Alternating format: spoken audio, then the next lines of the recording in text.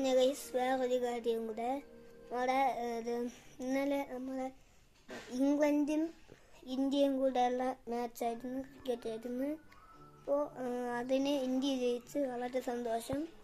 ഇത് ഇന്നലെ വേൾഡ് കപ്പൊക്കെ ഇന്ത്യക്ക് കിട്ടുന്നുണ്ടായിരുന്നു.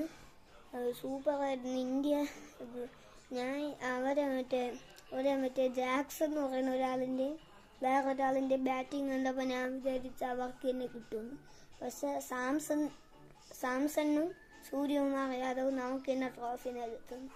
എനിക്ക് തോന്നുന്നു ഇവർ രണ്ടുപേരിൽ ആർക്കെങ്കിലും ഒരിക്കലും ആ കാർ കൊടുക്കണമെന്ന്. ഞാൻ അച്ഛൻ്റെ ചോദിച്ചു. അച്ഛനാണ് സ്ഥിരമായിട്ട് ക്രിക്കറ്റ് കാണുന്നത്. എനിക്ക് വല്ലപ്പോഴൊക്കെ കാണാൻ പറ്റുള്ളൂ. ഞാൻ പരീക്ഷയ്ക്ക് അമ്മയുടെ പഠിക്കാതിരിക്കും, അപ്പോൾ വല്ലപ്പോഴൊക്കെ കാണാൻ പറ്റുള്ളൂ. അത് ഇന്ത്യയിലൊക്കെ വരുമ്പോഴൊക്കെ ഞാൻ കാണും, ഇല്ലാത്തപ്പോൾ ചിലതൊക്കെ വരുമ്പോൾ കാണും.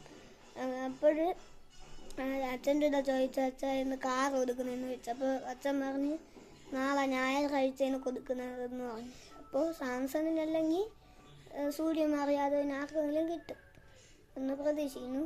അപ്പോൾ നല്ല അഭിമാനം തോന്നുന്നതാണ്. സെമി ഫൈനലും കൂടെയാണ് ഗൈസ്, സെമി ഫൈനൽ. അപ്പോഴും അതിന് ഇന്ത്യ ജയിച്ചതിന് വലിയ സന്തോഷം.